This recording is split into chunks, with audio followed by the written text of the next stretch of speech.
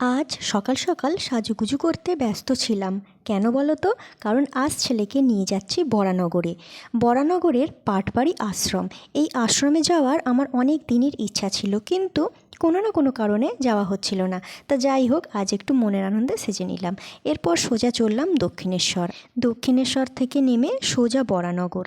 আর এখানে অল্প বৃষ্টি হচ্ছিল, তাই ছাতাটাও খুলতে হলো। প্রথমে চললাম কাঁচের মন্দির দর্শনে, আর যাওয়ার পথে এই সুন্দর ফুলের গাছটা আমার চোখে পড়লো। এত সুন্দর, মানে কি বলবো। আর এই গাছটার নামটা জানা থাকলে তোমরা অবশ্যই কমেন্টে জানিও। চলে এলাম কাঁচের মন্দির দর্শনে। আর এই মন্দিরটা পুরো কাঁচ দিয়েই তৈরি। আর এখানেই রয়েছে শ্রী শ্রী রামকৃষ্ণ আশ্রম।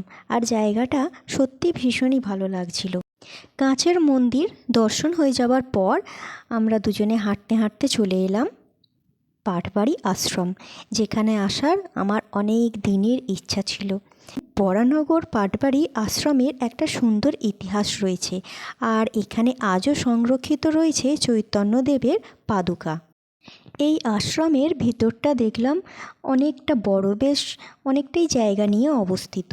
আর আশ্রমের ভিতরেই রয়েছে শ্রী শ্রী গৌরাঙ্গ গ্রন্থ মন্দির, যেখানে বহু বছরের পুরানো অনেক গ্রন্থ, ব্যবহৃত জিনিসপত্র সবই সংরক্ষিত এখানে রয়েছে। এখানে রয়েছে বাবা বকুলেশ্বর মহাদেবের একটি মন্দির। এরপর চলে এলাম আশ্রমের মেন মন্দিরে, যেখানে আগে থাকতে অনেক ভক্তগণ উপস্থিত হয়ে রয়েছেন।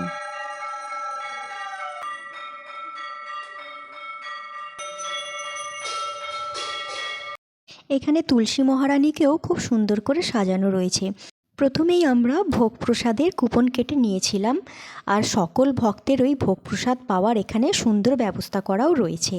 এই মন্দিরের গায়ে খুব সুন্দরভাবে চিত্র অঙ্কন করা রয়েছে, যেখানে দেখলাম শ্রীকৃষ্ণ কর্তৃক গোপীদের বস্ত্রহরণ, রাধারমণ কর্তৃক শ্রীধাম নবদ্বীপে কুকুরের মহোৎসব, এরকম আরও অজস্র চিত্র এখানে অঙ্কিত রয়েছে।